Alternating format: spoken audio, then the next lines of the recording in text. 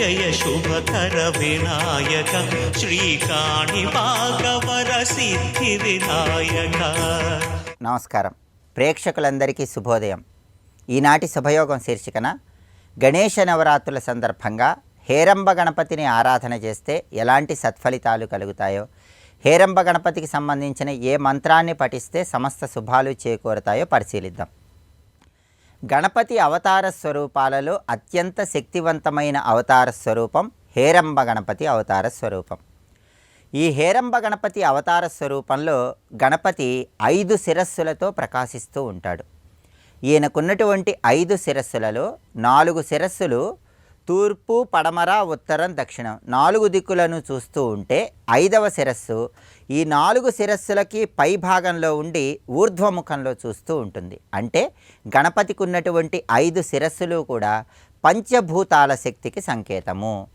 హేరంబ గణపతి రూపంలో గణపతికి 10 భుజాలుంటాయి. ఆయన 10 చేతులలో కూడా వరద అభయహస్తాలుగా 2 కలిగి ఉంటాడు. మిగిలిన చేతులలో పాశము, స్వదంతము, మోదకము, పండు వీటిని 4 చేతులలో కలిగి ఉంటాడు.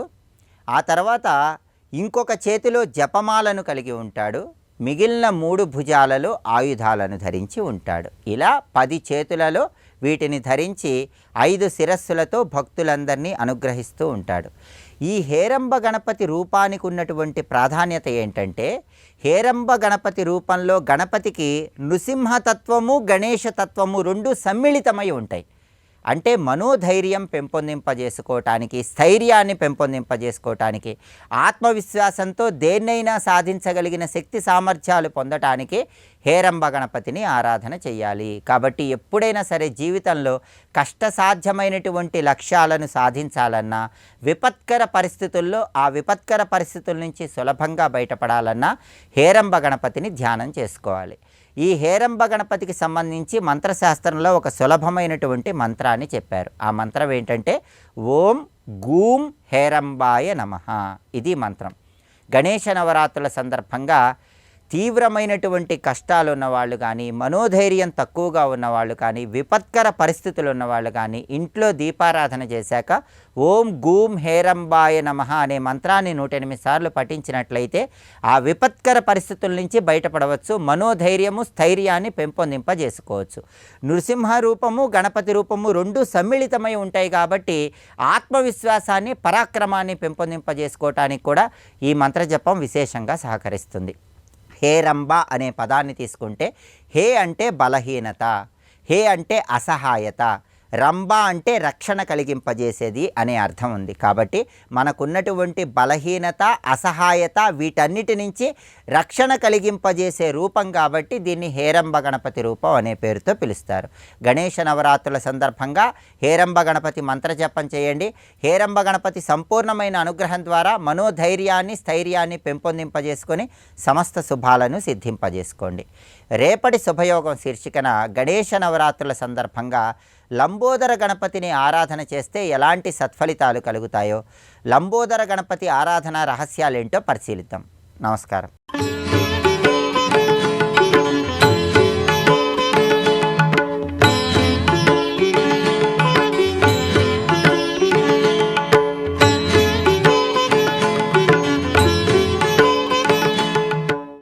విఘ్నం కలిగించు, తొలగించు అని భగవంతుడికి మన పనప్ప చెప్పకుండా దేనికి విఘ్నం కలగాలో, దేనికి విఘ్నం తొలగాలో నువ్వే చూడవయ్యా అని ప్రార్థిస్తే చాలండి. ఇక్కడ కూడని పనులకు విఘ్నం కలగాలి, మంచి పనులకు విఘ్నం తొలగాలి. ఇది తెలుసుకోవాల్సింది.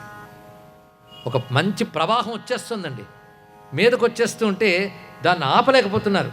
గండి పడిందని ఆపలేకపోతున్నారు. అంటే నీటికి ఇప్పుడు విఘ్నం లేదు. మీరు ఆలోచించండి. ఆలోచించే వాళ్ళకి మాత్రం అమృతం అండి ఈ విషయం. నీరు ప్రవహించుకుంటూ వచ్చేస్తుంది, కంట్రోల్ చేయాలి, అవునా లేదా? కంట్రోల్ అంటే అర్థం ఏంటి? దాని గతికి అవరోధం ఏర్పరచాలి. అంటే నీటి గతికి విఘ్నం కలిగించాలి, లేకపోతే ఏమవుతుంది? మొత్తం ముంచేస్తుంది. ఇలా ప్రవాహం వచ్చేస్తుంటే కొంతమంది వెళ్ళి దాన్ని ఎలా ఆపాలో ఆలోచిస్తారు. ఒక సైంటిస్ట్ వచ్చాడు, ఆలోచన చేశాడు, వెంటనే ఆపాడు. వెంటనే సైంటిస్ట్ని ఏమన్నాం, దేవుళ్ళలాగా వచ్చేవయ్యా అన్నాడు. అతను చేసిన పని ఏమిటండి? అడ్డు లేకుండా ప్రవహిస్తున్న నీటికి ఆటంకం కలిగించాడు అంటే విఘ్నం కలిగించాడే లేదా చెప్పండి. ఇక్కడ విఘ్నం కలిగించాడు. అలాగే పంచభూతాలు తనంత తాను రెచ్చిపోకుండా వాటి హద్దులో వాడు ఉంచుతున్నాడు. అది ఆలోచించండి. ఇక్కడ ఉప్పొంగుతున్న సముద్రం చర్యల కట్ట దాటకుండా ఆపుతున్న శక్తి ఏదో ఉన్నది. వీస్తున్న గాలి పరిమితి మించి వీచకుండా కాపాడే శక్తి ఏదో ఉంది. అంటే వాటిని కంట్రోల్ చేస్తున్నాడు. కంట్రోల్ అంటే వాటి గతికి విఘ్నం కలిగిస్తున్నాడా లేదా అన్న ఆలోచించండి. ఇక్కడ అవి విచ్చలవిడిగా వచ్చేస్తే ఏమైపోతాం మనం ఇక్కడ. కానీ వాడు కంట్రోల్ పెడుతున్నాడు ఇక్కడ. అలా శరీరంలో ఉన్న రక్తం సరదాగా ముక్కులోంచి నోట్లోంచి వస్తే ఏమైపోతామండి. కానీ అది అంతా ఎక్కడ ప్రవహించాలో అక్కడ కంట్రోల్ చేస్తున్నాడు. నీలో ప్రతిదీ అది నువ్వు కంట్రోల్ చేయట్లేదు. ఆలోచించు. నాలో రక్తం ఇటు ప్రసరించుగాక అటు ప్రసరించుగాక అనుకుని కూర్చున్నామా? దాని పని చేసుకుపోతుంది. ఎవరు చేయిస్తున్నారు? హృద్దేశ అర్జున తిష్టతి. ప్రతివారి హృదయంలోని ఈశ్వరుడు ప్రతిదాన్ని విఘ్నం కలిగిస్తున్నాడు, విఘ్నం తొలగిస్తున్నాడు. కానీ విఘ్నం కలిగించడం తొలగించడం రెండూ చేస్తాడు కనుక ఆయన విఘ్న నాశకుడు అనలేదు, విఘ్న నాయకుడు అన్నారు. తెలుసుకోండి. ఇక్కడ కలిగించి తొలగించగలడం అనేటి నాయకుడు చేస్తాడు. ఆయన పని నేను ఒక్క నాశనమే తప్ప చెయ్యలేనండి అంటే ఆయన నాయకుడు ఏంటండి? అది మా స్వామికి మరొక పేరు వచ్చింది, విఘ్నేశ్వర. గణపతి విఘ్నేశ్వర రెండు సరిపోయిందా లేదా? ఇప్పుడు విఘ్నేశ్వర నామం ఎంత గొప్ప చూడండి. ఇంకా వీటిని తాత్వికంగా పురాణాల్లోకి వెళితే చాలా చాలా దొరుకుతాయి. కానీ గణపతి విఘ్నేశ్వర ఈ మాటకి తెలుసుకుంటే చాలు. సృష్టికి పూర్వం ఒకడే ఉన్నాడు, సృష్టి అయ్యాక ఎన్నో అయ్యాయి. ప్రకృతి అని నేను అన్నాను, కానీ ప్రకృతి అంటే ఏమిటో చెప్పురా అంటే 24 సంఖ్య చెప్పింది శాస్త్రం. పంచభూతాలు, పంచ తన్మాత్రలు తెలుసా? శబ్దస్పర్శ రూపరసగంధాలు, పంచ జ్ఞానేంద్రియాలు, పంచ కర్మేంద్రియాలు, పంచ ప్రాణాలు. తెలిసింది కదా ఎన్ని? పంచ పంచ పంచ పంచ. లెక్క పెట్టారా లేదా? నెంబర్ని లెక్కించుట అంటారు తెలుగులో. సంస్కృతంలో ఏమంటారు? గణించుట. గణనం అంటే లెక్కించుట. లెక్కించండి. లెక్కించేది దేంతో? 1 2 3 ఎన్ని ఉన్నాయి? 5. ప్రతి చోట లెక్కించడం ఉంది. ఒక్కటే చెప్పాడు, లెక్క కందేవి గణము, లెక్క కందని వాడు పతి. ఇది గణపతి అంటే అర్థం. ఒకటి తెలుసుకోండి. ఇక్కడ లెక్క కందేవి గణము. మీకు ఒక్క మాట చెప్తాను, లెక్క కందనివి ఏవైనా ఉన్నాయా? లెక్కలేనన్ని ఉన్నాయండి అన్నాడు ఒక ఆయన. నువ్వు లెక్క పెట్టలేని ఉన్నాయి కానీ లెక్కలేనన్ని లేవు. వీటికి చాలా తేడా ఉంది. ఆకాశం నక్షత్రాలు ఎన్ని ఉన్నాయి? లెక్క పెట్టలేము కానీ లెక్క ఉంది వాటికి. ఒక ఆయన అన్నాడు 3.5 కోట్లు ఉన్నాయన్నాడు. నిజమా? అయితే లెక్క పెట్టుకో చూసుకో అన్నాడు. ప్రతిదానికి లెక్క ఉంది. లెక్క కందేవే అన్నీను. ఇది గుర్తుపెట్టుకుంటే చాలు. లెక్క కందేవన్నీ. ఎంత లైటో అంత సీరియస్ సబ్జెక్ట్. ఆలోచించండి. ఇక్కడ లెక్క కందేవి అంటే కాలానికి లొంగి ఉండేవి. ఇది అర్థం చెప్తున్నాడు. లెక్క కందేవి అన్నీ. మీరు ఒప్పుకుంటారా లేదా? ఫలానా అప్పుడు పుట్టేమో అంటే మరొక డేట్ కూడా ఉంటుంది. అది ఇప్పుడు తెలియదు మనకి. మానవులు ఎంతకాలం ఉంటారు యావరేజ్గా? దేవతలు ఎంతకాలం ఉంటారు? వాళ్ళకో లెక్క ఉంది. మనకంటే ఎక్కువ కాలం దేవతలకి కాలం ఉంది. మనం చూస్తున్న నక్షత్రాది గ్రహములు శాశ్వతం అంటే వాటికి కాలం ఉంది. కాలానికి అనుగుణంగా పనిచేస్తున్నాయి. ఈ వయస్సులో ఇంత, ఆ వయస్సులో అంత, బాల్యంలో ఇంత అంటే కాలానికి అనుగుణంగా నడుస్తుందా లేదా? కానీ కాలానికి అనుగుణంగా నడిచేవన్నీ గణింపబడేవే. గణింపబడుట అంటే గణ్యంతే సంఖ్యాయంతే ఇది గణాహ. లెక్క కందేవి, లెక్క పెట్టబడేవి ఏవో అవి గణములు. దీన్ని బట్టి చీమ మొదలు బ్రహ్మదేవుడి వరకు అందరూ లెక్క కందుతారండి. దేవతలు ఎంతమంది? లెక్క ఉంది. ఇందాక వసువులు, రుద్రులు, ఆదిత్యులు అందరూ లెక్క ఉందా లేదా? కాలంకి లెక్క ఉంది. సంవత్సరము, మాసము, పక్షము అన్నీ లెక్కలే. లెక్క కందేది సృష్టి. సృష్టి ఎవడ అధీనంలో ఉందో వాడు లెక్క కందడు. వాడి దేశానికి, కాలానికి, వస్తువుకి అతీతం. దేశ కాలాపరిచ్ఛిన్న సర్వగా సర్వమోహిని చదువుతున్నారు కదా. దేశానికి, కాలానికి, వస్తువుకి, పరిమితులకు అందడు. ఇక్కడ పరిమితులకు లొంగుటే లెక్క. పరిమితులు ఉన్నవన్నీ గణములే. పరిమితులు ఉన్న వాటిని కంట్రోల్ చేస్తున్న అపరిమితుడు ఎవడో వాడు గణపతి. ఇది గొప్ప విషయం అండి ఇక్కడ. కనుక ఈ సృష్టిని నియమించేవాడు గణపతి. ఇలా ఆలోచిస్తే ఆ నామానికి అంత అందమైన భావం ఉన్నది. ఆయన సృష్టిని నడిపేటప్పుడు ఎక్కడ కంట్రోల్ చేయాలి, ఎక్కడ ఓపెన్ చేయాలని తెలుసు. ఎంత మేరకు నియంత్రించాలి, ఎంత మేరకు వదలాలి, ఇది తెలుసుకోవాలి. అది తెలిసిన వాడు ఆయన కనుక గణపతికే మరొక పేరు ఏమైంది? విఘ్నేశ్వర. ఈ పేర్లన్నీ ఆయనకే తెలుస్తున్నాయి. అలాంటి గణపతికి ఇప్పుడు నేను చెప్పాను కానీ రూపం చెప్పలేదు ఇంతవరకు. కానీ విష్ణువు చెప్పినప్పుడు కానీ, శివుడు చెప్పాడు కానీ, శివశబ్దానికి అర్థం చెప్పినప్పుడు శుభస్వరూపుడు రూపం చెప్పానా? సర్వవ్యాపకుడు రూపం చెప్పామా? శక్తి రూపం ఉందా? గణపతికి రూపం చెప్పామా? లేదు. ఇవన్నీ పరమాత్మే అని చెప్తున్నాం. అలాంటి భగవంతుడికి రూపం లేదని లేదు. రూపం స్వీకరిస్తాడు ఆయన కావాలంటే. ఈ గణపతి విఘ్నేశ్వర తత్వం అంతా కలిసి ఒక రూపం వచ్చాడు. ఎప్పుడు వచ్చాడు? అది ఇప్పుడు చెప్పుకునే పని చేస్తున్నాం. ఒక చిన్న పని ప్రారంభిస్తేనే మనకు విఘ్నాల భయంతో పూర్తి చేస్తున్నామే. అలాగే సృష్టి ఆరంభంలో పరమాత్మ యొక్క సంకల్పం చేత సృష్టికర్తగా మొదట వచ్చిన వాడి పేరేమిటి? బ్రహ్మదేవుడు. ఆ బ్రహ్మదేవుడు సృష్టి ఆరంభంలో సృష్టి చేయాలని సంకల్పించుకున్నాడు. ఏ పరమాత్మ వల్ల తాను వచ్చాడో, ఏ పరమాత్మ తనలో ఉన్నాడో ఆ పరమాత్మని స్మరించుకున్నాడు. అప్పుడు పరమాత్మను అనుగ్రహించగానే సృష్టి చేయడానికి సంకల్పిస్తుంటే విఘ్నాలు వచ్చాయి. ఎన్ని విఘ్నాలు, ఎన్ని ఆటంకాలు అనండి.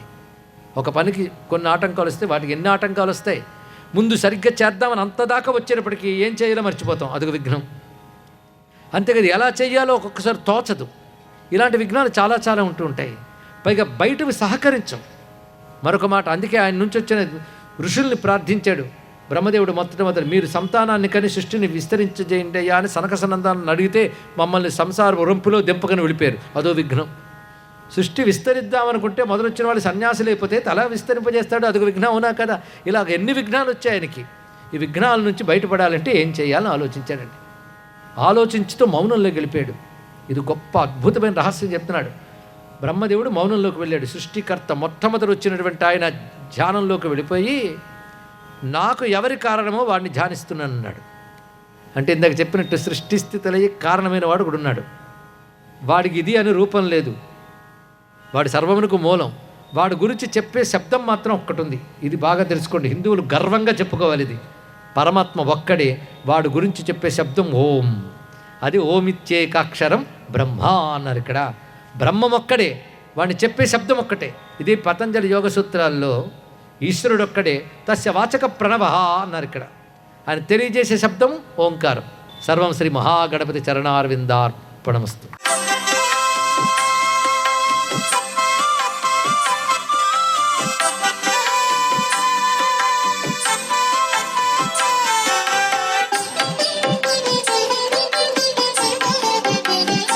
శ్రీ మహాగణాధిపతయే నమః. ఓం నమః శివాయ. ఓం నమో నారాయణాయ. శ్రీమాత్రే నమః. ఏ కార్యం తలబెట్టినా అది దిగ్విజయంగా నెరవేరాలంటే మొట్టమొదటిసారిగా గణేశనామం చేయాల్సిందే. గణేశుని పూజ చేసిన తర్వాతనే మిగతా పూజల్లోకి మనం వెళ్ళాలి. ఈ గణేశుని పూజలో పాటించేటువంటి నియమాల్లో 21 ఔషధీయుక్త పత్రాలని వాడటమే కాకుండా స్వామివారికి ప్రీతికరమైనటువంటి గరిక పత్రంతో కూడా నిత్యం పూజ చేసుకోవచ్చు. స్వామివారికి ఇష్టమైనటువంటిది మోదకం. మోదక ప్రియుడు ఆయన. అందుచేత ప్రతినిత్యం కూడా మోదకాన్ని నైవేద్యంగా సమర్పించడం సర్వవిధ శ్రేయోదాయకం. గణేష నవరాత్రుల్లో గణేష హోమం అని చెప్పేసి నిర్వహించేటప్పుడు మోదకాలతోనే ఆ యొక్క హోమాన్ని చేయడం జరుగుతుంది. అంటే మోదకాలు నేతిలో తడిపి స్వాహ అనేటువంటి మంత్రంతో చేస్తారు. అంతేకాకుండా గణేశుని మంత్రాల్లో సర్వజన వశీకరణ శక్తి దాగి ఉంది. అందుచేత జనవశీకరణ శక్తి కావాలి అనుకునేటువంటి వాళ్ళు ఆ మంత్రోచ్చరణతో హోమాన్ని కూడా నిర్వహిస్తారు. అంతదాకా ఎందుకు, ఏ హోమం చేసినప్పటికీ కూడా మొట్టమొదట కొద్దిగా గణేష హోమం చేసే తర్వాత మిగతా హోమాన్ని చేయటం జరుగుతుంది, ఎక్కడైనా ఎప్పుడైనా సరే. ఎందుకంటే గణపతి ఆజ్ఞ లేకుండా ఏ పని కూడా జరగదు అనే విషయం ఇక్కడ మనం గుర్తుపెట్టుకోవాలి. పద్మం మీద గణేశుడు కూర్చొని ఆశీర్వదించుతూ ఉన్నట్లయితే మన ఇంట్లో సకల సంపదలు కూడాను వస్తాయి. నుంచున్న గణపతి విగ్రహాలు గృహంలో మధ్య హాలులో గనక ఉంచినట్లయితే నరఘోష నరప్రభావం నుంచి మనం బయటపడతాం. అట్లాగే సింహద్వారానికి పైభాగాన వినాయకుడి యొక్క విగ్రహం దృష్టిదోష వినాయకుడిగా ఇప్పటికీ చాలామంది పాటిస్తూ ఉన్నారు. ఇంత గొప్ప విశేషకరమైన ప్రభావం ఒక గణపతిలోనే దాగి ఉన్నది. కాబట్టే గణేశునికి ప్రతినిత్యం మనం నమస్కారం చేసుకోవాలి. ఆయన్నే మనసు నిండా తలుచుకొని ప్రతి పనికి ముందుగా బయలుదేరాలి. సర్వే జనా సుఖినో భవంతు.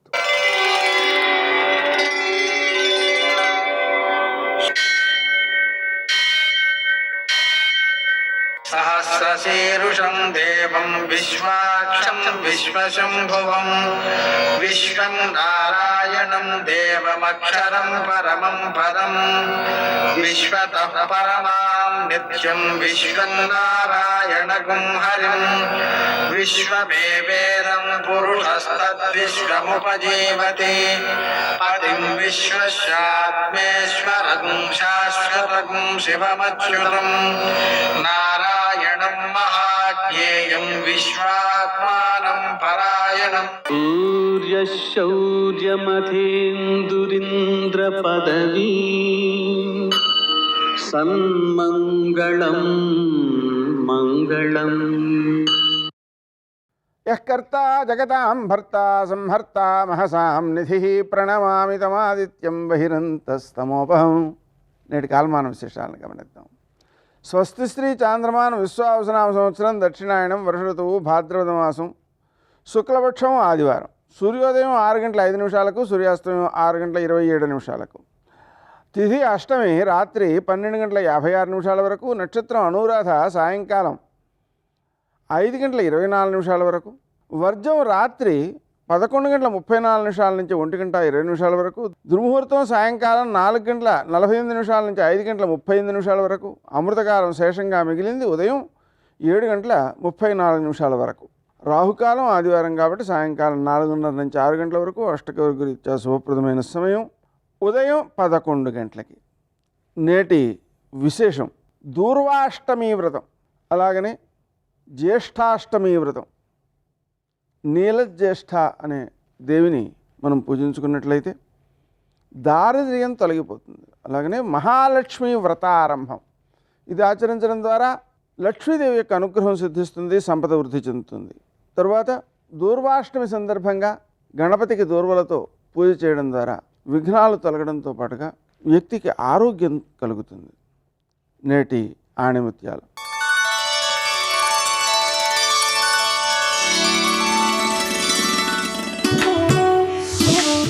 నిజం చెప్పాలంటే ధైర్యం ఉండాలి, మంచి చెయ్యాలంటే మనసు ఉండాలి.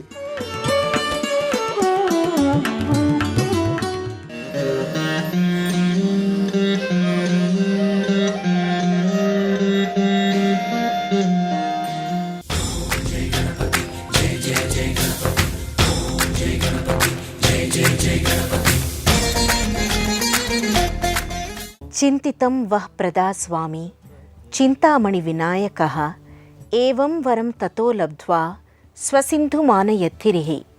దేవేంద్రుని ప్రార్థన వల్ల చింతామణి గణపతి అవతరించినట్టు గణేశ పురాణం ద్వారా వెల్లడవుతుంది. చింతామణి గణపతిని ఆరాధించి ఇంద్రుడు ఇంద్ర పదవిని అందుకున్నాడంటారు.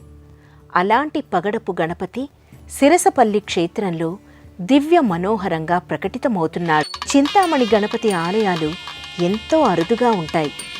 ఉత్తర భారతదేశంలో కాశీ క్షేత్రంలో, ఉజ్జయిని క్షేత్రంలో చింతామణి గణపతి సన్నిధులు నెలకొని ఉన్నాయి. దక్షిణ భారతదేశంలో పేరెన్నికగన్న చింతామణి గణపతి క్షేత్రాల్లో ఈ ఆలయాన్నే ప్రముఖంగా ప్రస్తావిస్తారు. ఆ పరంపరలోనే సిరసపల్లిలో అశేష జనావళి శ్రేయస్సును ఆకాంక్షిస్తూ శ్రీ స్వామీజీ వారి ఆశీస్సులతో ఈ ఆలయం నిర్మితమైంది. కొండ సానువుల్లో రమణీయ ప్రకృతి లోగిలిలో ఉన్న ఈ క్షేత్ర దర్శనం ఓ అనిర్వచనీయమైన అనుభూతి. చింతామణి గణపతి రక్తవర్ణంతో విలక్షణ వైశిష్ట్యంగా గర్భాలయంలో దర్శనమిస్తాడు. తలపాగా ధరించి వివిధ అలంకారాలతో స్వామి తేజరిల్లుతాడు. చింతితార్థప్రదాయకం వందే చింతామణి గణనాయకం అంటూ భక్తులు స్వామికి ప్రణమిల్లుతారు. చింతామణి దర్శనం, అర్చనం వల్ల సకల అరిష్టాలన్నీ తొలగి దుఃఖత్రయాలు నివారితమవుతాయి. ఓం శ్రీ చింతామణి గణపతి స్వామినే నమః అనేది చింతామణి గణపతి మూలమంత్రం. ఈ నామస్మరణ చేస్తూ భక్తులు స్వామిని దర్శించుకుంటే సమస్త మనోభీష్టాలు నెరవేరుతాయి. సచ్చిదానంద రూపాయ సత్కామ ఫలదాయిని శ్రీ చింతామణి గణేశాయ నమో నమః. సత్వర ఫలసిద్ధికి, తక్షణ అనుగ్రహ ప్రాప్తికి చింతామణి గణపతి ప్రసిద్ధ దైవం. శ్రీ దత్తాత్రేయ స్వామి అనుగ్రహంతో షట్చక్రవర్తుల్లో పేరెన్నికగన్న కార్త వీర్యార్జున చక్రవర్తి చింతామణి గణపతి గురించి తపస్సు చేశాడంటారు. చక్రవర్తి తపస్సును మెచ్చి స్వామి పగడపు రంగులో దర్శనమిచ్చి అనుగ్రహించాడు. పరమ ఆనందమూర్తి అయిన గణపతి అణిమ, గరిమ, లఘిమ వంటి అష్టసిద్ధుల ప్రదాత, పరమ జ్ఞానానికి ప్రతీక, శాంతిని, ఇంద్రియ నిగ్రహాన్ని, సకల సౌఖ్యాల్ని అనుగ్రహిస్తాడు. కోరిన విద్యలన్నింటినీ ప్రసాదించే ఒజ్జ. అలాంటి దివ్యస్వరూపుడు చింతామణి గణపతిగా ఈ క్షేత్రంలో దర్శనమిస్తున్నాడు. భక్తులు నేరుగా గర్భాలయంలోకి వెళ్ళి తమ ఆరాధ్య దైవమైన చింతామణి గణేశుణ్ణి పూజించుకోవచ్చు.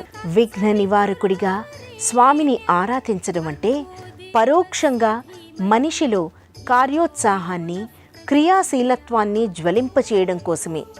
సృష్టి గమనమంతా ఆధారపడేది వీటిపైనే. అందుకే విఘ్న వినాయకుడు విశ్వనాయకుడిగా చైతన్య స్ఫోరకంగా ప్రకటితమవుతున్నాడు. సిరసపల్లి చింతామణి గణపతి క్షేత్రంలో ఉత్సవ పరంపర, ఆరాధన, స్రవంతి సంప్రదాయ రీతిలో కొనసాగుతాయి. ప్రతి నెల కృష్ణపక్ష చవితి నాడు సంకష్టహర చతుర్థి వ్రతాన్ని నిర్వహిస్తారు. ప్రతినిత్యం గణపతి హోమాన్ని, నిత్యాభిషేకాన్ని నిర్వహిస్తారు. ప్రతినిత్యం గర్భాలయంలో ఉన్న పంచలోహ గణపతి ఉత్సవమూర్తికి వివిధ ద్రవ్యాలతో అభిషేకం కమనీయంగా కొనసాగుతుంది. భక్తుల చింతలన్నీ తీరుస్తూ చింతామణి గణపతి క్షేత్రం భక్తుల పాలిట దివ్య పెన్నితిగా అలరారుతోంది.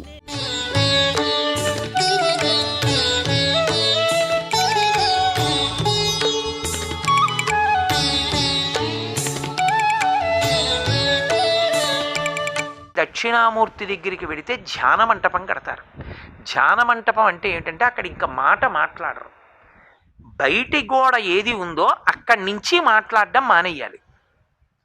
అలా మాట్లాడారనుకోండి, లోపలికి వెళ్ళి ఆ మూర్తి వైభవాన్ని పాడు చేసిన వాళ్ళు అవుతారు. ఆయనకి చిరాకు వస్తుంది. కాబట్టి బయట గోడ దగ్గర నుంచి మౌనం, ఏమీ మాట్లాడరు. మాట్లాడకుండా లోపలికి వెళ్ళి కూర్చుంటారు. ఇప్పుడు మీరు మాట్లాడకుండా కూర్చుంటే సగం భావాలు తమంత తాము అడిగిపోతాయి. మాట్లాడలేదు కదా, గొడవకు అవకాశం లేదు. ఇక ప్రశాంతంగా ఉంటాడు. ఇప్పుడు ప్రశాంతంగా ఉన్న దాని మీద మనసుని దక్షిణామూర్తి వైపుకి తిప్పారనుకోండి, ఎదురుగుండా ఉన్న మూర్తి వంక చూశారనుకోండి, ఆయన వీరాసనం, ఆయన కాలు మీద కాలు పెట్టుకున్న తీరు, ఆయన పట్టినటువంటి ముద్రలు, ఆయన చెవులు, ఆభరణాలు, చిన్న చిరునవ్వు, ఆ ప్రశాంతత, దాని వంక మీరు అలా చూస్తున్నారనుకోండి, మీకు తెలియకుండానే మీ మనస్సు ఎంతో ప్రశాంతపడుతుంది. అంత ప్రశాంతపడగానే మీ రక్తం యొక్క వేగం నియంత్రింపబడుతుంది, హృదయ స్పందన నియంత్రింపబడుతుంది, ఎన్నో అనారోగ్యాలు తగ్గుతాయి. లోపల ప్రశాంతపడి పైకొచ్చారు కాబట్టి మంచి ఆలోచనలు వస్తాయి.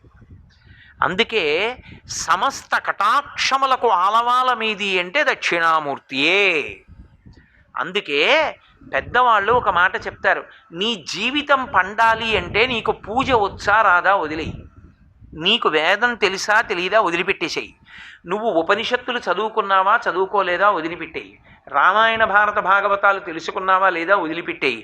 దక్షిణామూర్తి యొక్క మూర్తిని చూస్తూ కూర్చోవడం నేర్చుకో, అదొక్కటి నేర్చుకో చాలు. ఏమక్కర్లేదు, ఇంకా దక్షిణామూర్తిని పెట్టుకుని రోజు కాసేపు ఆయన్ని చూస్తే చాలు. మీకు నేను ఇంకా విచిత్రమైన విషయం చెప్పనా? చంటి పిల్లలు కొంచెం కొంచెం పెరిగి పెద్దవాళ్ళు అవుతున్నప్పుడు ఇంట్లో అందమైన దక్షిణామూర్తి విగ్రహం ఉండి, విగ్రహం అంటే ఫోటో కనీసం ఉండి, పిల్లలు కాసేపు దాని వంక చూడడం అలవాటైతే మీరు చూడండి, నేను యథార్థం చెప్తున్న, పెద్దలు నిర్ణయం చేసింది, వాళ్ళు కళ్ళు తిప్పి ఆడుకుంటూ ఆడుకుంటూ పాకడం కూర్చోవడం వచ్చినప్పుడు చూసినప్పుడు వాళ్ళు నిశ్చలంగా కాసేపు ఇలా దక్షిణామూర్తి వంకే చూస్తారు. పిల్లలు చిన్నతనంలో దక్షిణామూర్తి వంక అలా ఎదురుగుండా కూర్చుని చూస్తే రెండు ఫలితాలు వస్తాయి. అపమృత్యు దోషం పోతుంది, సరస్వతి కటాక్షం కలుగుతుంది. అందుకే అసలు ఇంట దక్షిణామూర్తి ఫోటో లేని ఇల్లు ఉండరాదు. సర్వం శ్రీ ఉమామహేశ్వర పరబ్రహ్మార్పణమస్తు. స్వస్తి.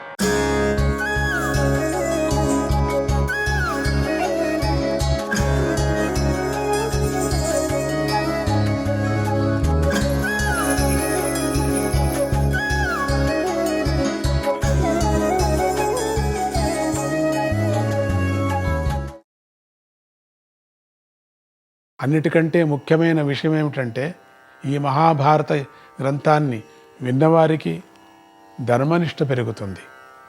వారు కామక్రోధాలను జయించగలుగుతారు. అందులోనూ దేవేంద్రుని మీద ఉండే ఆపోహాలను తొలగించే జనమేజయుడి అశ్వమేధ యాగఘట్టాన్ని శ్రద్ధగా మననం చేసేవారికి అన్ని పాపాలు తొలగిపోతాయి.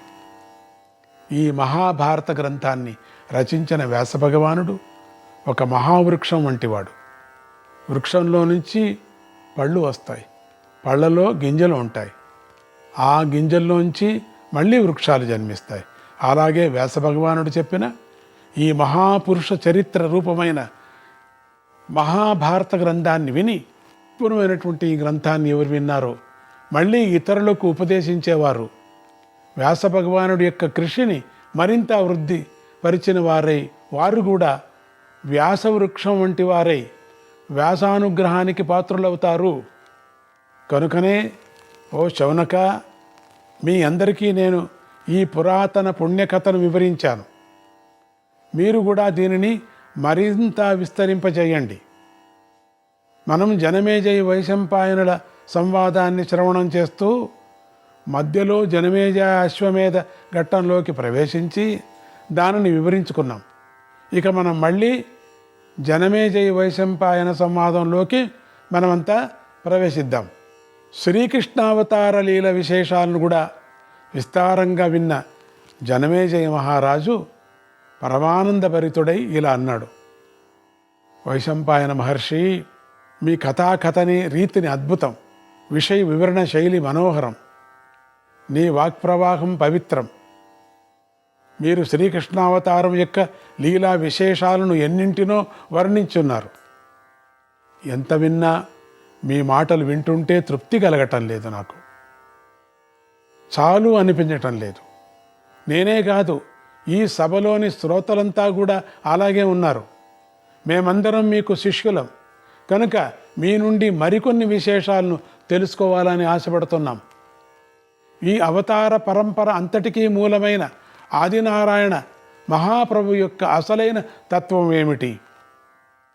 మేము వింటున్న దానిని బట్టి శ్రీ మహావిష్ణువు సృష్టికి పూర్వకాలంలో యోగ నిద్రలో క్షీర సముద్రంలో నాగశయనుడే ఉంటాడని, అలా ఆయన చాలా కాలం నిద్రలో ఉన్న తరువాత ఆయన నాభిలో నుంచి ఒక పద్మం జన్మిస్తుందని, ఆ పద్మంలో నుంచి చతుర్ముఖుడైనటువంటి బ్రహ్మదేవుడు జన్మిస్తాడని, ఆయన ద్వారా 14 లోకాలు సృష్టిని పొందుతాయని మాకు అర్థమవుతుంది. అది నిజమేనా?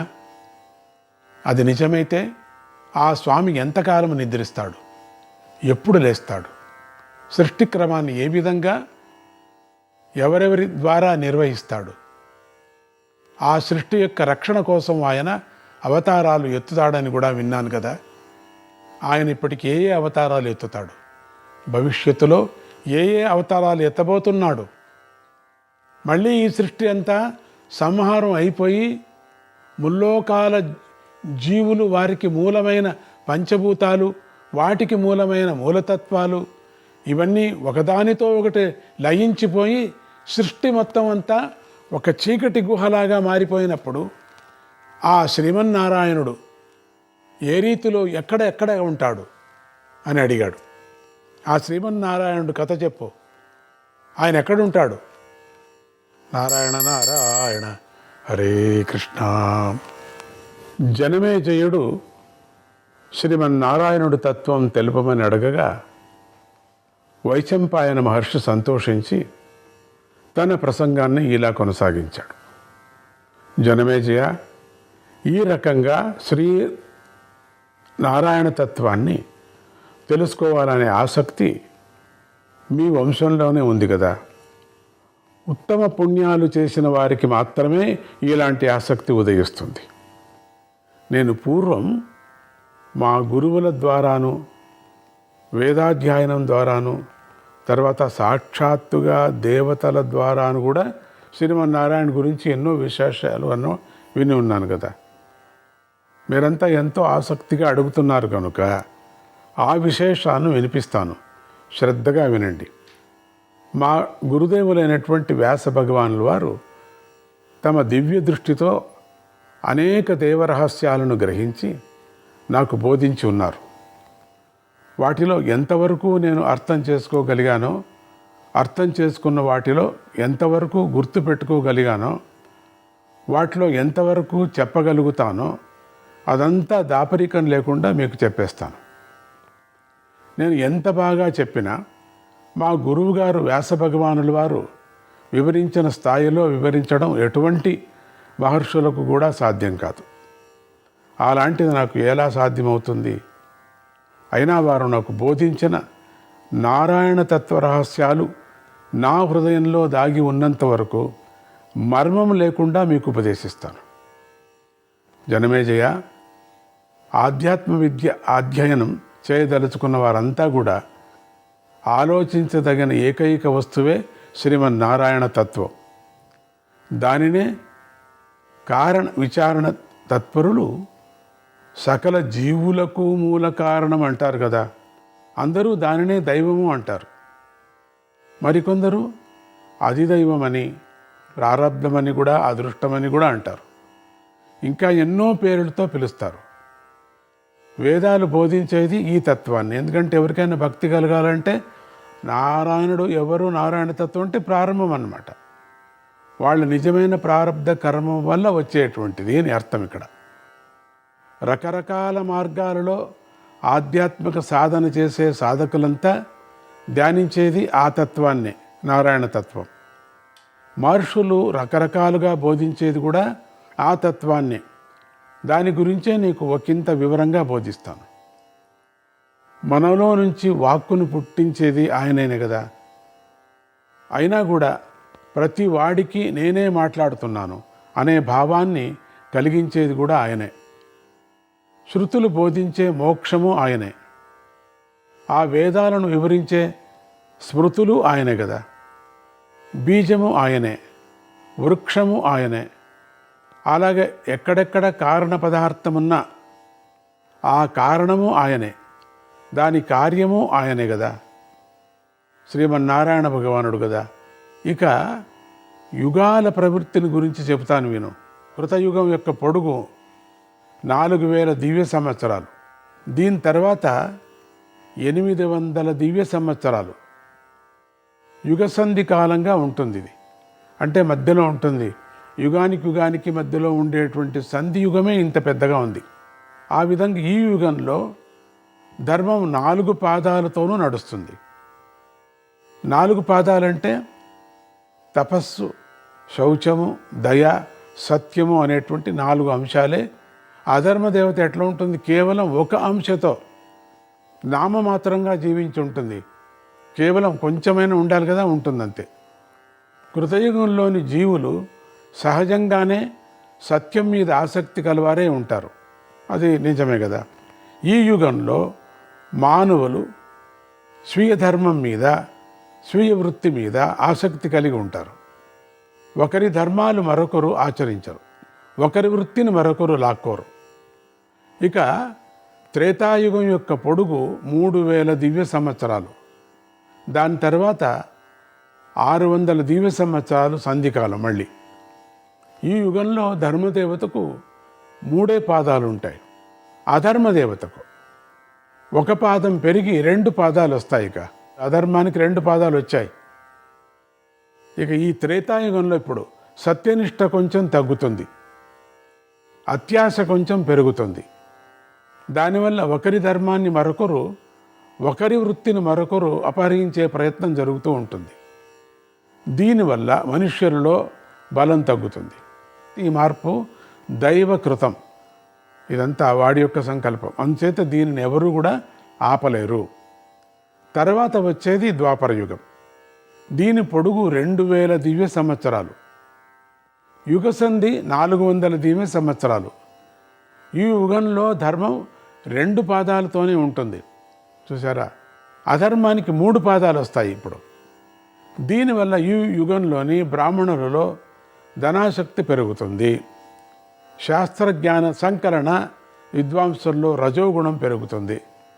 అంటే శాస్త్రజ్ఞానం కల విద్వాంసులు ఎవరెవరు శాస్త్రజ్ఞానం ఉందో వాళ్ళందరికీ రజోగుణం పెరుగుతుంది. ప్రజల్లో ఎక్కువ మంది వంచకులు, క్షుద్ర స్వభావులు కనిపిస్తూ ఉంటారు. ఈ యుగంలో ధర్మం కొంతవరకు చితికిపోయి దుర్లభం అయిపోతుంది. దానివల్ల ప్రజల్లో తపో నియమాల మీద, ఉపవాసాల మీద ఆసక్తి తగ్గుతుంది. అన్నిటికంటే క్రూరంగా ఉండేది కలియుగం. ఇక దీని పొడుగు 1000 దివ్య సంవత్సరాలు, యుగసంధి 200 దివ్య సంవత్సరాలు. ఈ యుగంలో ధర్మానికి ఒకటే పాదం మిగులుతుంది, అధర్మానికి మాత్రం ఇప్పుడు 4 పాదాలు వస్తాయి. అందువల్ల ఈ యుగంలో ప్రజల్లో విషయ వాంఛలు అధికంగా ఉంటాయి, తమోగుణం ప్రబలంగా ఉంటుంది. ధర్మ నియమాలు పాటించేవాడు కానీ, వేదాధ్యాయనం నియమబద్ధంగా చేసేవాడు కానీ ఒక్కడు కూడా కనిపించడు. ఈ యుగ లక్షణాలను గురించి వ్యాస భగవానుడు స్వయంగా చెప్పిన మాటలను పూర్వమే విని ఉన్నాం కదా. ఈ విధంగా 4 యుగాల్లోనూ కలిపితే యుగసంధులు కలుపుకొని దాని పొడుగు 12,000 దివ్య సంవత్సరాలు. దీనినే ఒక మహాయుగము అంటారు. ఇలాంటి మహాయుగాలు 71 కలిపితే ఒక మన్వంతర కాలం అవుతుంది. ఈ మన్వంతరానికి అధిపతిగా ఉండేటువంటి మహనీయుణ్ణి మనువు అని మనం పిలుస్తాం. ఒక మన్వంతర కాలం పూర్తి అయ్యేసరికి ఆ మనువు యొక్క ఆయుర్దాయం పూర్తి అయిపోయి పై మన్వంతరాలకి క్రొత్త మనువు అధికారంలోకి వస్తాడు. ఈ విధంగా మన్వంతరాల చక్రం నడుస్తూ ఉంటుంది.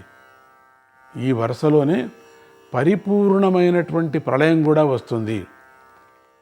ఆ లెక్కలు ఎలాగంటే, ఇందాక చెప్పిన మహాయుగాలు 1000 కలిస్తే బ్రహ్మదేవుడికి ఒక రోజులో సగం, అంటే ఒక పగలవుతుంది. ఇలా బ్రహ్మదేవుడికి ఒక పగలు గడిచి రాత్రి ప్రారంభమయ్యేసరికి మొత్తం చరాచర సృష్టి అంతా కూడా ప్రళయంలో లీనమైపోతుంది. ఈ సమయానికి శ్రీమన్నారాయణుడే రుద్రుడుగా మారి సకల జీవుల్లోని ఇంద్రియాలను, ప్రాణాలను తనలోకి ఆకర్షించేసుకుంటాడు. అప్పుడు తనే మేఘస్వరూపుడే అంతులేని వర్షం కురిపిస్తాడు. దానివల్ల ముల్లోకాల సృష్టి అంతా జలమయమైపోతుంది. జనమేజయ, నీకు ఈ సంహార ప్రక్రియను సంగ్రహంగా చెప్పాను. నిజానికి ఈ ప్రక్రియ చాలా విస్తారమైంది.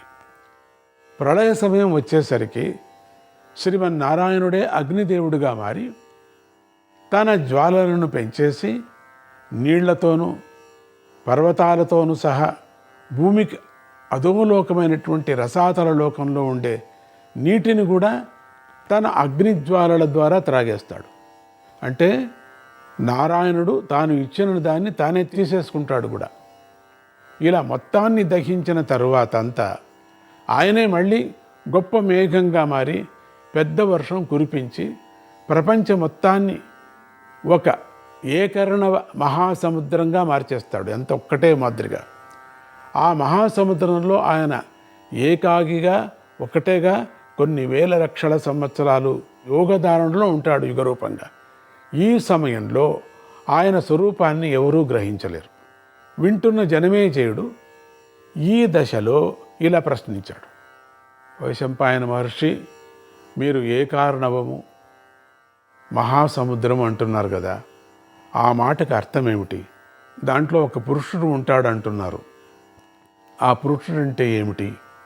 ఆ పురుషుడు యోగధారణ చేస్తాడంటున్నారు కదా, ఇది ఎలా ఎంతకాలం జరుగుతుంది అని అడిగాడు. వైశంపాయన మహర్షి తన కథనాన్ని ఇలా కొనసాగించాడు. జనమేజయ, నేను చెప్పే ఏకార్ణవ సమయంలో సూర్యచంద్రులే లేరు. ఇక కాలాన్ని కొలిచేదెవరు? కనుక నేను చెప్పిన పరమాత్మ అనే పురుషుడు ఆ మహాసముద్రంలో ఎంతకాలం ఉంటాడో చెప్పేందుకు అవకాశమే లేదు. ఇక నేను చెప్పే పురుషుడి గురించి వివరాలు చెప్పేందుకు ఆయన ప్రక్కన మరో జీవి కూడా లేడు. అందుచేత ఆయన్ని గురించి ఎవరూ వర్ణించి చెప్పలేరు. అంటే ఆయన నిర్వచనాలకు అతీతుడు. ఆయన ధరించే యోగం కూడా నిర్వచనాలకు అతీతమైనదే. అయినప్పటికీ ఆ మహాపురుషుని గురించి వివరించేందుకు వేదాలు కృషి చేస్తున్నాయి. అందుకే ఆయన్ను అక్షర పరబ్రహ్మ అని, నారాయణుడు అని, యజ్ఞపురుషుడని, పురుషోత్తముడని, మహాపురుషుడని ఇలాంటి పేర్లతో పిలుస్తున్నారు వాళ్ళంతా. అంతేకాదు ఆ అక్షర పరబ్రహ్మలో నుంచే 4 వేదాలు జన్మించాయి. 4 ముఖాల బ్రహ్మ కూడా జన్మించాడు. ఆ బ్రహ్మదేవుడికి వేదాలను ఉపదేశించింది కూడా ఈ మహాపురుషుడే. వేదాలే కాదు, వేదాల చేత బోధింపబడే యజ్ఞాలు, ఆ యజ్ఞాలను నిర్వహించే ఋత్వికులు, ఆ ఋత్వికులు వినియోగించే సమస్త వేదాంగాలు అనగా వేదాలను వివరించే శాస్త్రాలు మొదలైనవన్నీ కూడా ఆ మహాపురుషుడి యొక్క అవయవాల నుంచే ఆవిర్భించాయి. నారాయణుడు అనబడేటువంటి ఈ మహాపురుషుడి యొక్క తత్వాన్ని వివరించేందుకోసం మా గురుదేవులైన వ్యాసుల వారు అత్యంత దీర్ఘజీవి అయినటువంటి మార్కండేయ మహర్షికి జరిగిన ఒక అపూర్వ అనుభవాన్ని నాకు చెప్పి ఉన్నారు. జనమేజయ, నీకు తెలుసు కదా, శివుడి యొక్క వరప్రభావం వల్ల మార్కండేయ మహర్షికి అంతులేనంత ఆయుర్దాయం లభించింది. అటువంటి ఆయుర్దాయంతో ఆ మహర్షి దీర్ఘకాలం తపస్సు చేస్తూ ఉండిపోయాడు. కొంతకాలం అయ్యేసరికి ఆయనకి తీర్థయాత్ర చేయాలనేటువంటి సంకల్పం కలిగింది. కొన్ని వేల సంవత్సరాల పాటు అలా భూమండలమంతా తీర్థయాత్రలు చేస్తూ తిరిగాడు. ఆయన అలా తిరుగుతూ ఉండగా ఒకసారి ఉన్నట్టుండి ఆయన ఆకాశంలోకి ఎగిరిపోయాడు. ఆ ఆకాశంలో మానవుల కంఠం వంటి ఒక గుహలో నుంచి ఆయన ఎగిరి బయటపడ్డాడు. ఆ గుహ ఏదో కాదు, అదే నారాయణుడి యొక్క ముఖం. ఆ విషయం మార్కండేయుడికి తెలియదు కదా. అలా ఎగిరిపడ్డ మార్కండేయ మహర్షి సరాసరి ఒక పెద్ద సముద్రంలోకి వచ్చి పడ్డాడు. ఎటు చూసినా నీరే, మొత్తం అంతా చిమ్మ చీకటి, ఏమీ అర్థం కావటం లేదు. ఈ దశలో ఆ మహర్షికి నా ప్రాణాలు ఉంటాయా పోతాయా అనే చింత పట్టుకుంది. పైగా తనకు కనిపించేదంతా నిజమా కల మతిభ్రమ అనే సందేహం కూడా పట్టుకుంది. ఇది నా మతిభ్రమేనేమో అని గట్టిగా తోచసాగింది. ఆయన మెల్లగా ధైర్యాన్ని పుంజుకొని ఆ సముద్రంలో తోచిన దిక్కుకు ఈదడం మొదలుపెట్టాడు. ఎంతసేపు ఈదాడో లెక్కలేదు. అలా ఈదగా ఆ మహర్షికి ఒక పర్వతం వంటి మానవాకారం కనిపించింది. ఆ ఆకారం ఆ చీకటి కన్నా నల్లగా ఉంది. మనిషి నీళ్ల మీద తేలుతూ పడుకున్నట్లు కనిపిస్తుంది. చుట్టుపక్కలంతా చీకటే కానీ ఆయన శరీరం నుంచి మాత్రం గొప్ప తేజస్సు ప్రసరిస్తుంది. పైగా ఆ మనిషి బుసలు కొట్టే పాములాగా ఉచ్ఛ్వాస నిశ్వాసాలు చేస్తున్నాడు. మార్కండేయ మహర్షికి ఒక తోడు దొరికినందుకు సంతోషంగా ఉన్న ఆ రూపం చూస్తే భయంగా ఉంది. అయినా ధైర్యం చేసి నువ్వెవరివి అని అడుగుదామనే ఉద్దేశంతో ఆ పురుషుడికి కొంచెం దగ్గరగా వెళ్ళాడు. అంతే, ఆ పురుషుడు పీల్చే గాలి వేగానికి మార్కండేయ మహర్షి ఆకాశంలోకి పైకి లేచి ఆయన ముక్కుల్లోంచి లోపలికి వెళ్ళి ఎక్కడో తెలియని చోట పడ్డాడు. నారాయణ నారాయణ హరే కృష్ణ.